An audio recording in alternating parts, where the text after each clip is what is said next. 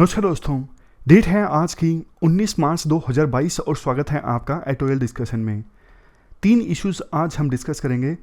सबसे पहले article discuss करेंगे बिजनेस लाइन का, इंडिया की स्ट्रेटेजिक ऑयल रिजर्व की कैपेसिटी को इंक्रीज करने से संबंधित। दूसरा आर्टिकल हिंदू का डिस्कस करेंगे, यूक्रेन वार से संबंधित। इसमें कुछ नए पॉइंट्स हैं फिलहाल की सिचुएशन को देखते हुए। बहुत ज़्यादा इंपॉर्टेंट आर्टिकल तो इसे नहीं कहेंगे, लेकिन कल होली थी, वैसे ज़्यादा न्यूज़पेपर्स में इंपॉर्टेंट आर्टिकल्स आए भी नहीं, तो ये हिंदू का ही थोड़ा कम इंपॉर्टेंट जो आर्टिकल है उसे हम शामिल कर लेंगे। लेकिन तीसरा जो आर्टिकल है वो टीबी से संबंधित है। टीबी का जो इम्पैक्ट है वो महिलाओं पर ज़्यादा पड़ता है। ये इंडियन एक्सप्रेस का आर्टिकल है, इस पर क्वेश्चन पूछा जा सकता है। तो ये 3 आर्टिकल्स आज हम डिस्कस करेंगे। कोट है ये छोटा सा, अननोन के द्वारा कहा गया, small hands can handle a pen better. जो छोटे छोटे हाथ हैं वो पेन को देखो ज़्यादा अच्छे ढंग से पकड़ सकते हैं। तो आप अपनी सपोर्ट दीजिए चाइल्ड लेबर को ख़त्म करने के लिए। चाइल्ड लेबर से संबंधित कुछ लिखना हो तो ये कोट इस्तेमाल कर सकते हो। क्वेश्चन है, analyse the requirement of increasing the capacity of India's strategic oil reserve. आपको इंडिया के स्ट्रेटेजिक ऑयल रिजर्व की कैपेसिटी को इंक्रीज करने की जो रिक्वायरमेंट है उसे एनालाइज करना है और ये भी बताना है क्या स्टेप्स गवर्नमेंट ने लिए हैं इस संदर्भ में। 250 वर्ड्स में आपको इस क्वेश्चन का आंसर देना है। चलिए डिस्कशन स्टार्ट करते हैं। फर्स्ट इंपॉर्टेंट आर्टिकल इंडिया की ऑयल स्टोर करने की स्टोरेज कैपेसिटी से संबंधित है। आप जीएस पेपर 3 के इस टॉपिक से आर्टिकल को रिलेट कर सकते हो। देखो, जब से यूक्रेन वार स्टार्ट हुआ ना, ऑयल के दाम इंटरनेशनल मार्केट में एकदम से बढ़ गए। तो कई सारे देशों ने क्या किया, एक तो देखो जो ऑयल उन्होंने ऑलरेडी स्टोर करके रखा था ना उसे रिलीज कर दिया ताकि ऑयल की सप्लाई पर किसी प्रकार का असर ना पड़े और ऑयल के दाम एकदम से ना बढ़े। इसके साथ साथ कई सारे देशों ने ऑयल की जो डोमेस्टिक प्रोडक्शन थी ना उसे भी इंक्रीज कर दिया। मकसद सेम, सप्लाई को इंक्रीज किया जा सके। हमारे देश में भी ऑयल को स्टोर करने की स्टोरेज कैपेसिटी तो देखो है, बहुत कम है। Indian strategic petroleum reserve limited, ये गवर्नमेंट की एक कंपनी है। ये ऑयल को स्टोर करने के लिए स्ट्रेटेजिक पेट्रोलियम रिजर्व इस्टेब्लिश करती है। हमारे देश में ऑयल को स्टोर करने की जो कैपेसिटी है वो अभी फिलहाल है 5.33 मिलियन टन। 1.33 मिलियन टन की ऑयल को स्टोर करने की फैसिलिटी है विशाखापट्टनम में। 1.5 मिलियन टन को ऑयल स्टोर करने की फैसिलिटी है मंगलुरु में। और इसके साथ साथ पादूर में भी 2.5 मिलियन टन ऑयल को स्टोर करने की फैसिलिटी है। ये देखो 5.33 मिलियन टन की ऑयल को स्टोर करने की जो कैपेसिटी है ना, इसे इस्टेब्लिश किया गया फेज 1 में। अभी फेज 2 का काम चल रहा है। फेज 2 के अंतर्गत 4 मिलियन टन ऑयल को स्टोर करने की फैसिलिटी इस्टेब्लिश की जा रही है चांदीखोल में और 2.5 मिलियन टन ऑयल को स्टोर करने की फैसिलिटी है पादूर में। लेकिन देखो ये सेकेंड फेज का जो काम है ना अभी रुका हुआ है। क्यों? क्योंकि लैंड चाहिए, लैंड नहीं मिल पा रहे हैं। लैंड ना मिल पाने की वजह से काम अभी स्टार्ट भी नहीं हुआ है और एक बार लैंड मिल गया तो स्ट्रेटेजिक पेट्रोलियम रिजर्व को इस्टेब्लिश करने में कम से कम 6 साल का समय लगेगा। ये देखो, स्ट्रेटेजिक पेट्रोलियम रिजर्व इस्टेब्लिश किए जाते हैं ना ऑयल को स्टोर करने के लिए, ये बहुत काम आते हैं। जैसे इंटरनेशनल मार्केट में ऑयल के दाम एकदम से बढ़ गए तो यहाँ से ऑयल रिलीज कर दो ताकि सप्लाई प्रभावित ना हो, जैसे अभी काफ़ी सारे देश कर रहे हैं। इंडिया नहीं कर रहा है। इंडिया क्यों नहीं कर रहा है? स्ट्रेटेजिक पेट्रोलियम रिजर्व से अभी इंडिया ऑयल क्यों नहीं रिलीज कर रहा है? क्योंकि ये खाली पड़े हैं। फर्स्ट फेज में जो ये इस्टेब्लिश हुए थे ना ये भी खाली पड़े हैं, क्योंकि पिछले साल यूएस और जापान के कहने पर हमने यहाँ से ऑयल रिलीज कर दिया था। तो ऑयल होगा तभी तो आप रिलीज करोगे ना। तो फायदे की हम बात कर रहे थे। स्ट्रेटेजिक पेट्रोलियम रिजर्व की कैपेसिटी अगर ज़्यादा होती है तो फायदे ये होते हैं, जब देखो इंटरनेशनल मार्केट में ऑयल के दाम काफ़ी कम हैं तब आप सस्ते में ऑयल परचेज करके यहाँ पे स्टोर कर दो ताकि ऑयल महंगा हो तब यहाँ का ऑयल जो सस्ते में आपने खरीदा था वो काम आ जाए। और वैसे भी देखो, जैसे मान लीजिए अभी इंडिया यहाँ से ऑयल परचेज करता है इन सभी रीजन से, West Asia, Africa, Europe, North America, South East Asia. कल को कोई दिक्कत आ जाए, क्योंकि इंडिया का मेजर जो ऑयल आता है वो आता है वेस्ट एशिया से, वेस्ट एशिया में किसी प्रकार की इंस्टेबिलिटी आ गई तो फिर इंडिया को तो ऑयल मिलेगा ही नहीं या फिर बहुत ही ज़्यादा महंगा मिलेगा। तो ऐसी सिचुएशन में इंडिया के स्ट्रेटेजिक पेट्रोलियम रिजर्व में अगर ऑयल है ना तो वो काम आ सकता है। जैसे देखो हमारी जैसी मिडिल क्लास फैमिलीज में छोटी छोटी जो सेविंग्स करती हैं, खास करके मदर्स, वो सेविंग्स बहुत काम आती हैं जब कोई अर्जेंसी आ जाती है फैमिली में। तो ये जो स्ट्रेटेजिक पेट्रोलियम रिजर्व है ना, उसी प्रकार से काम आएंगे जब किसी प्रकार की कोई अर्जेंसी आ जाती है। और पैसों की बचत तो होगी ही, जैसा हमने पहले डिस्कस किया कि आप सस्ते में ऑयल परचेज करके यहाँ पे स्टोर करोगे तो बाद में जब जरूरत पड़ेगी, थोड़ा बहुत ऑयल के दाम बढ़ भी गए तो देखो कितने की सेविंग होगी। एग्जाम्पल भी दिया जाता है कि इंडिया ने जो ऑयल स्टोर करके रखा था ना इन स्ट्रेटेजिक पेट्रोलियम रिजर्व्स में, वो परचेज किया था 2020 के अप्रैल मई में, जब कोरोना आया था और दाम ऑयल के बहुत ज़्यादा कम हो गए थे। और रिलीज तो पिछले साल के अंत में किया है। तो 5,000 करोड़ रुपए इंडिया ने बचाए हैं, सस्ते में खरीदा और महंगे में बेचा। अभी अगर देखो बात करें कि इंडिया कितने दिनों की रिक्वायरमेंट का ऑयल स्टोर करके रख सकता है, देखो जो ऑलरेडी स्ट्रेटेजिक पेट्रोलियम रिजर्व की कैपेसिटी है ना, उसके हिसाब से सिर्फ 9 दिन की रिक्वायरमेंट पूरी हो सकती है अगर वो स्ट्रेटेजिक पेट्रोलियम रिजर्व फुल हो तो। अभी तो खाली पड़े हैं। अगर ये दूसरा फेज कंप्लीट कर लिया ना तो फिर एक्स्ट्रा 12 दिनों की रिक्वायरमेंट को इंडिया पूरा कर सकेगा। और वैसे जो ऑयल कंपनीज हैं उनके पास भी थोड़ी थोड़ी तो स्टोरेज कैपेसिटी होती है, सबकी अगर मिला दें तो 64 दिनों की रिक्वायरमेंट का ऑयल जो है वो इंडिया स्टोर करके रख सकता है। तो 64 प्लस में 9 प्लस में 12, 64 ऑयल कंपनीज की स्टोरेज कैपेसिटी, 9 पहले फेज के स्ट्रेटेजिक पेट्रोलियम रिजर्व्स और 12 सेकेंड फेज के स्ट्रेटेजिक पेट्रोलियम रिजर्व जिन पर अभी काम भी स्टार्ट नहीं हुआ है क्योंकि लैंड नहीं मिला है। लेकिन राइटर ये बोलते हैं देखो अभी इंडिया ना इस चीज़ में काफ़ी पीछे हैं। Develop countries strategic petroleum reserve के मामले में काफ़ी आगे निकल चुके हैं। तो हमें भी स्ट्रेटेजिक पेट्रोलियम रिजर्व्स की जो कैपेसिटी है ना उसे इंक्रीज करना चाहिए। सरकार ना सेकंड फेज का इंतजार ना करे कि हाँ सेकंड फेज ही खत्म होगा जब तीसरा फेज स्टार्ट करेंगे। अरे भैया सेकंड फेज अटका हुआ है, वो जब स्टार्ट होगा लैंड मिल जाएगा तब काम स्टार्ट हो जाएगा। लेकिन उससे पहले ही आप तीसरा फेज भी स्टार्ट कर दो स्ट्रेटेजिक पेट्रोलियम रिजर्व्स को इस्टेब्लिश करने का, यानी नई जगह पे स्टोरेज कैपेसिटी आप इस्टेब्लिश करना स्टार्ट कर दो। और इसके साथ साथ देखो हम देखो 85% तो जो क्रूड ऑयल है वो इंपोर्ट करते हैं और 50% से ज़्यादा गैस हम इंपोर्ट करते हैं। तो गैस को स्टोर करने की कैपेसिटी भी अभी हमें डेवलप करनी चाहिए। जैसे देखो जो ड्राई ऑयल फील्ड है जहाँ पे किसी समय में ऑयल मिल रहा था लेकिन अभी नहीं मिल रहा, वहाँ पे गैस को स्टोर करके रखा जा सकता है। इसके साथ साथ देखो 2 और चीज़ों पर इंडिया को ध्यान देना चाहिए। एक तो देखो वो देश जो ऑयल प्रोड्यूस करते हैं ना वो कई बार अपनी मनमानी करते हैं, वो जानबूझ के कम ऑयल प्रोड्यूस करते हैं ताकि ऑयल की कम सप्लाई हो और महंगा बिके ऑयल। तो ये बात सबसे गलत है। दूसरी चीज़, जो दूसरे देश हैं फॉर एग्जांपल चाइना है, वो भी ऑयल को इंपोर्ट करते हैं, इंपोर्ट पर डिपेंडेंट हैं। तो इन देशों के साथ मिलके इंडिया को ओपेक कंट्रीज से और दूसरे ऑयल प्रोड्यूसिंग कंट्रीज से अच्छे से नेगोशिएट करना चाहिए, उनसे बेटर टर्म्स हासिल करने के लिए ऑयल परचेज से संबंधित कि वो ज़्यादा क्रेडिट लिमिट दें और एक अच्छा कॉन्ट्रैक्ट साइन करें कि बार बार, ताकि देखो जो ऑयल प्राइसेस है ना वो इतने ज़्यादा वोलेटाइल ना रहें। ये पूरा आर्टिकल हमने डिस्कस किया इंडिया की ऑयल स्टोर करने की स्टोरेज कैपेसिटी से संबंधित। अब चलते हैं आगे। अगला आर्टिकल यूक्रेन वार से संबंधित है। आप जीएस पेपर सेकंड के इस टॉपिक से आर्टिकल को रिलेट कर सकते हो। राइटर ये बोलते हैं देखो यूक्रेन के प्रेसिडेंट ने ना एक जर्मन न्यूज़पेपर से बात करते हुए ये बोला कि हम नाटो की मेंबरशिप के लिए ज़्यादा इंसिस्ट नहीं करेंगे, हम घुटनों पे बैठ के नाटो की मेंबरशिप की भीख नहीं मांगेंगे। ये बात यूक्रेन के प्रेसिडेंट जेलेंस्की ने जर्मनी के एक न्यूज़पेपर से बात करते हुए कही। इसके अलावा उन्होंने ये भी कहा कि ईस्टर्न रीजन जहाँ पे यूक्रेन के सेपरेटिस्ट का कब्जा है, जिसे अब अलग से इंडिपेंडेंट रिपब्लिक के तौर पर रशिया ने रिकॉग्नाइज किया है, डोनबास के रीजन के स्टेटस पर बात करने के लिए यूक्रेन तैयार है, ऐसा भी उन्होंने एक जर्मन न्यूज़पेपर को कहा। देखो पुतिन की यही तो 2-3 कंडीशंस हैं कि एक तो नाटो की मेंबरशिप ना ले, यूक्रेन न्यूट्रल रहे, और दूसरा डोनबास जो रीजन है जिस पर सेपरेटिस्ट का कब्जा है उसको यूक्रेन एक इंडिपेंडेंट रिपब्लिक के तौर पर रिकॉग्नाइज करे। लेकिन देखो क्वेश्चन ये उठता है, जब जेलेंस्की ने सीधे सीधे तौर पर यह बात की है कि वो रशिया के साथ इन चीज़ों को लेकर नेगोशिएशन करने को तैयार हैं, उन्होंने ये भी बोला कि डोनबास के स्टेटस को लेकर वो सीधा पुतिन से बात करेंगे, तो फिर आखिरकार उनके इस प्रपोजल को आगे क्यों नहीं बढ़ाया जा रहा है?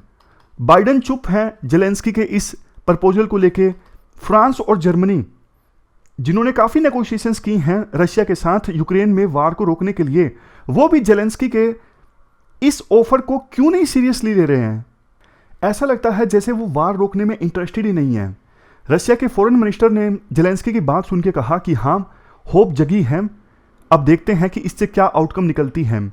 लेकिन जब उन्होंने सीधा सीधा प्रेस में ये बोला है कि हाँ, नाटो की मेंबरशिप वो नहीं लेंगे और डोनबास के स्टेटस पर बात करने के लिए तैयार हैं, तो फिर वही क्वेश्चन आता है, क्यों नहीं इन इश्यूज को लेकर सीरियस बातचीत हो रही है। क्या इसके लिए पुतिन जिम्मेदार हैं?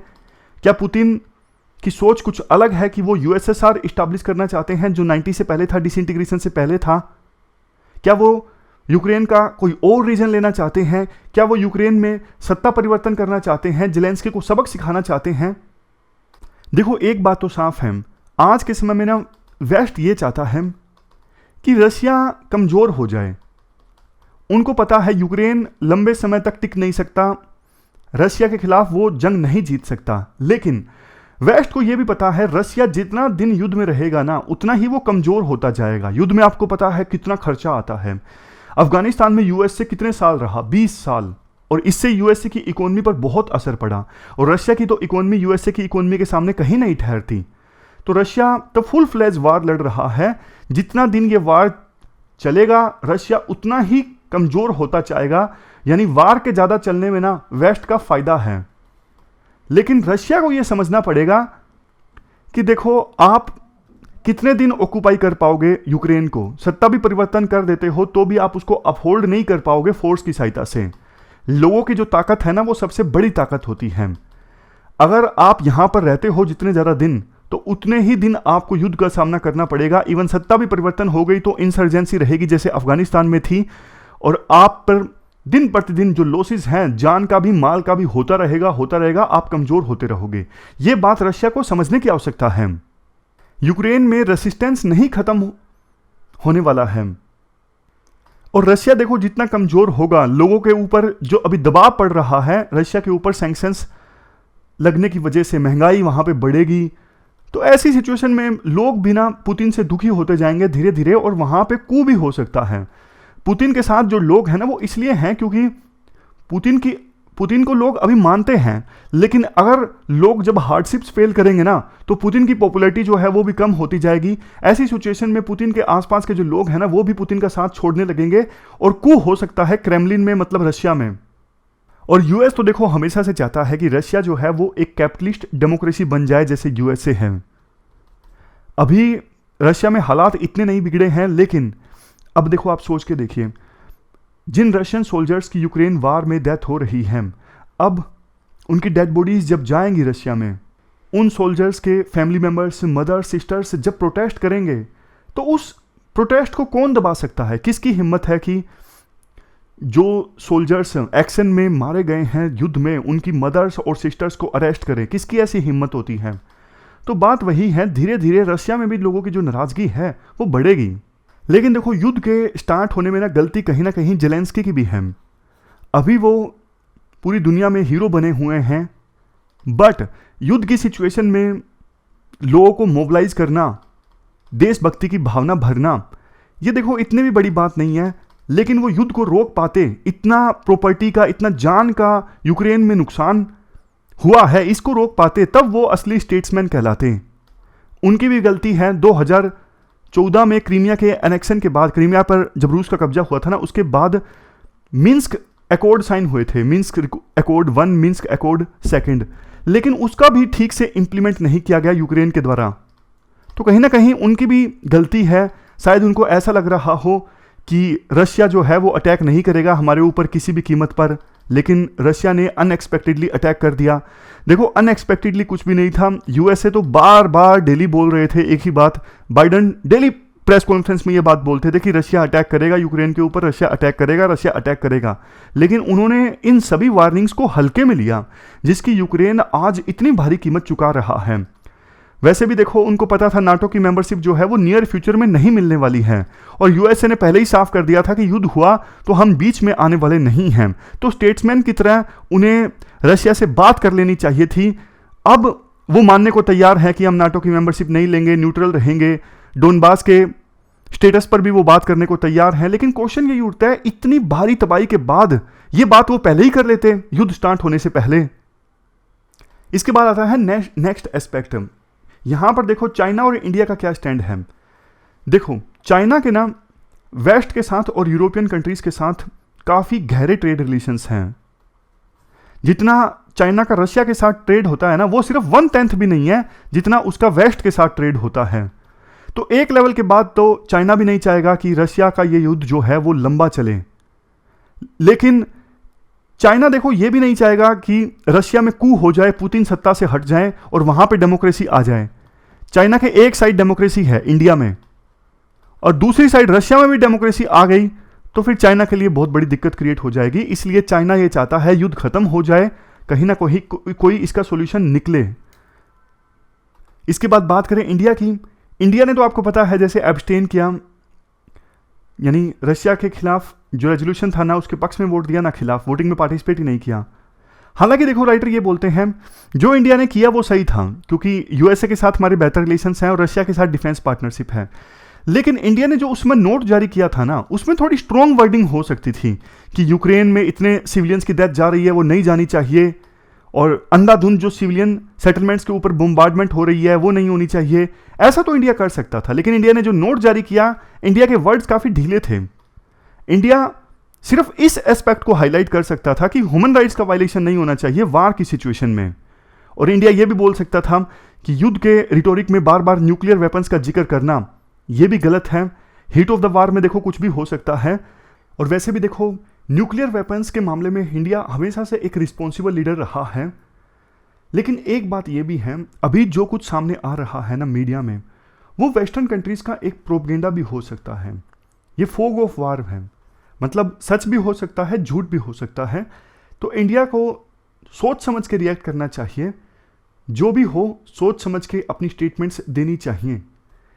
देखो इंटरनेशनल ऑर्डर में ना एक चीज साफ है, एग्रेसर के विक्टिम्स और जो विक्टिम कंट्री है, फॉर एग्जांपल इस केस में यूक्रेन है, दोनों के जो विक्टिम्स है ना सेम नहीं हो सकते। रशिया और यूक्रेन के विक्टिम्स को आप आपस में कंपेयर नहीं कर सकते क्योंकि युद्ध जो है वो रशिया के द्वारा स्टार्ट किया गया है। तो इंडिया को कल को अगर क्रिटिसाइज करना हो तो कोई जरूरी नहीं इंडिया रशिया को क्रिटिसाइज करे। इंडिया इशू वाइज स्टैंड जरूर ले सकता है, जैसे कि यूक्रेन में जो हो रहा है वो गलत हो रहा है, बिना रशिया को जिम्मेदार ठहराए। तो ये पूरा आर्टिकल हमने डिस्कस किया यूक्रेन वार से संबंधित। चलते हैं आगे। लास्ट में देखो एक छोटा सा आर्टिकल है टीबी की महिलाओं के ऊपर कोस्ट से संबंधित। आप जीएस पेपर 2 के इस टॉपिक से आर्टिकल को रिलेट कर सकते हो। क्या कंटेस्ट है?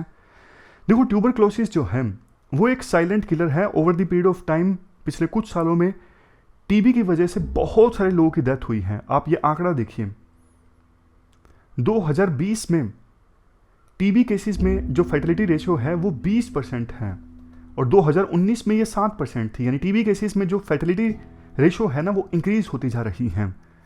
2010 से 13 के बीच में एक जॉइंट रिपोर्ट आई थी रजिस्ट्रार जनरल ऑफ इंडिया और centre for global health research की। इन्होंने कहा था, इस रिपोर्ट में कहा गया था टीबी जो है वो हमारे देश में महिलाओं की डेथ का 5वां लीडिंग काज है। 30 से 69 ईयर्स के बीच 5% जो फर्टिलिटीज होती हैं वो टीबी की वजह से होती हैं। टीबी की कॉस्ट देखो महिलाओं को ज़्यादा इसलिए चुकानी पड़ती है क्योंकि बहुत बार महिलाएं छुपा के रखती हैं, सीरियसली नहीं लेती जब टीबी के सिम्टम्स देखने को मिलते हैं।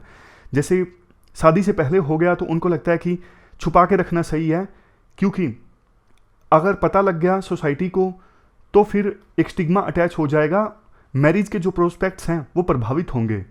दूसरा, महिलाएं जो हैं उनमें न्यूट्रिशन की ज़्यादा दिक्कत है और माल न्यूट्रिशन की समस्या हो तो टीबी की समस्या और भी ज़्यादा बढ़ जाती है।